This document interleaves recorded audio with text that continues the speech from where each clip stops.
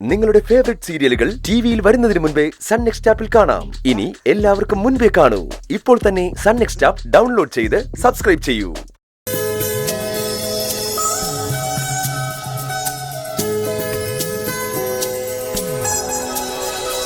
ദേവുട്ടി,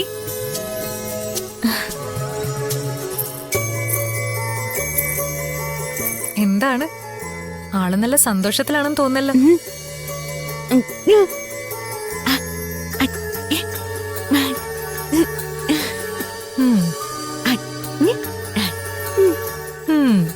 അച്ഛനിപ്പ അസുഖം ഭേദമായി വരുന്നതിന്റെ സന്തോഷം മാത്രമല്ലല്ലോ ഇത്.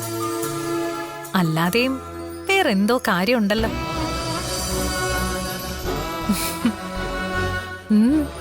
എന്താ സംഭവം?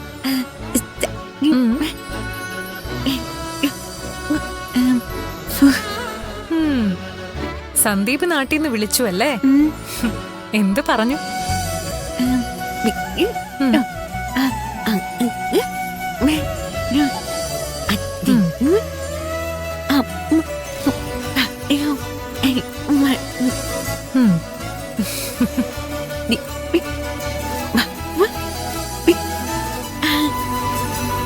സന്ദീപ് പരീക്ഷയിൽ ജയിക്കാൻ വഴിപാടിനുള്ള മാലയാണോ ഇത്?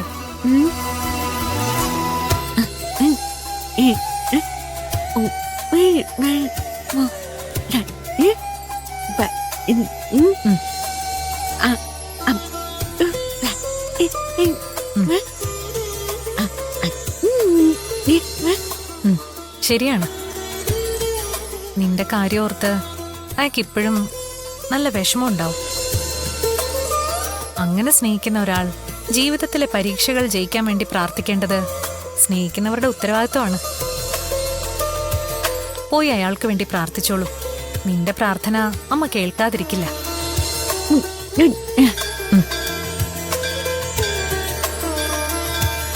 പോയി തൊഴുതു വരൂ. പൂജാസമയായി.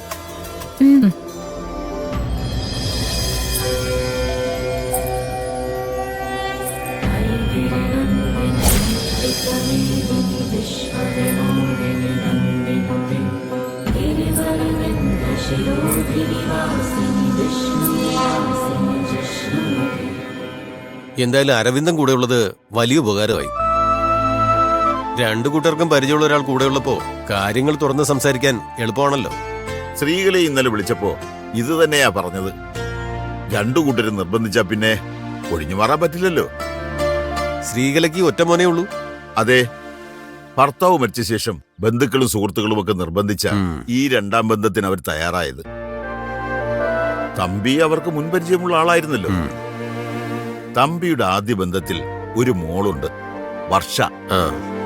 ഞങ്ങൾക്ക് ഒറ്റ മോളേ ഉള്ളൂ. ഞങ്ങൾക്കുള്ളതെല്ലാം അവൾക്കാണ്. പോരാത്തതിന് മോശമല്ലാത്തൊരു തുക അവളും ജോലി ചെയ്ത് സമ്പാദിക്കുന്നുണ്ട്. അതൊക്കെ എനിക്കറിയില്ലേ. എല്ലാ കാര്യങ്ങളും ഞാൻ ശ്രീകലയോട് വിശദമായി തന്നെ പറഞ്ഞിട്ടുണ്ട്.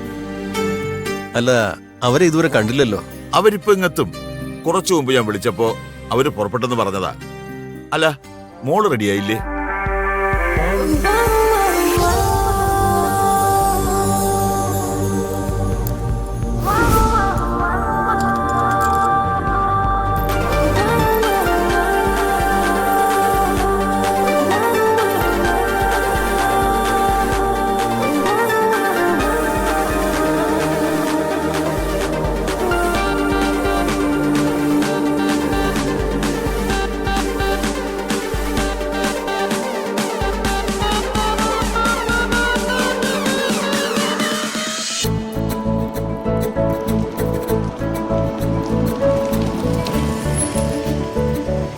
അവരെത്തിയല്ലോ.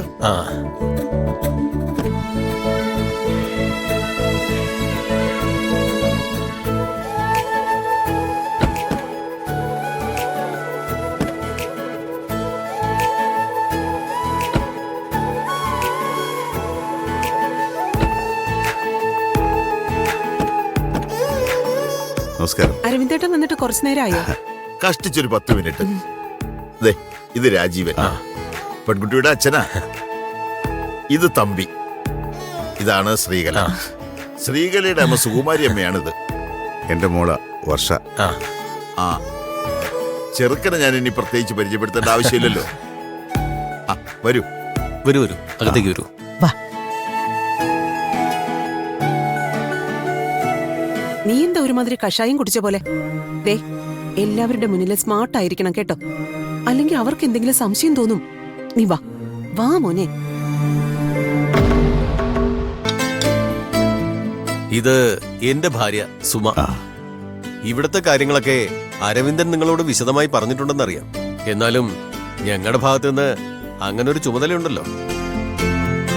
സാമ്പത്തികമായി നോക്കുമ്പോ നിങ്ങളുടെ അത്രയും മെച്ചപ്പെട്ടതല്ലെങ്കിലും അത്ര മോശമല്ലാത്തൊരു ചുറ്റുപാടാ ഞങ്ങളുടേതും.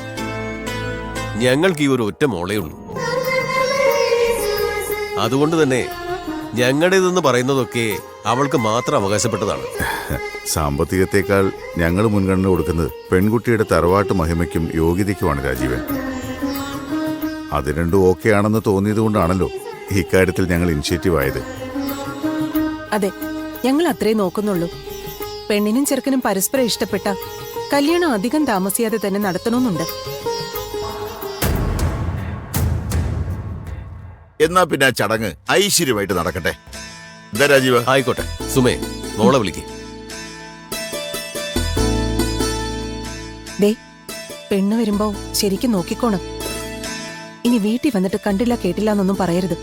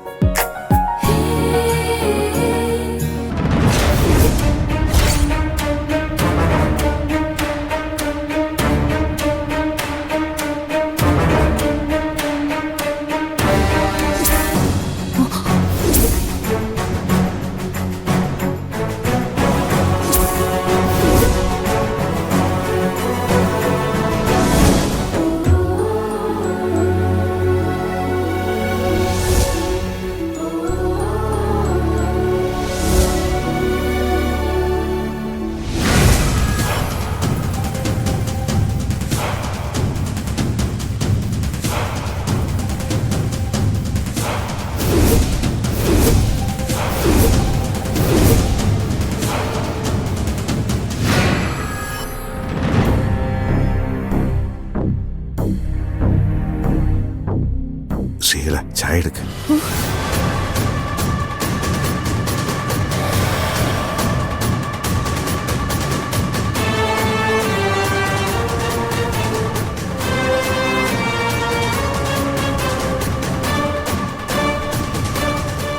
ഹലോ. ഹലോ.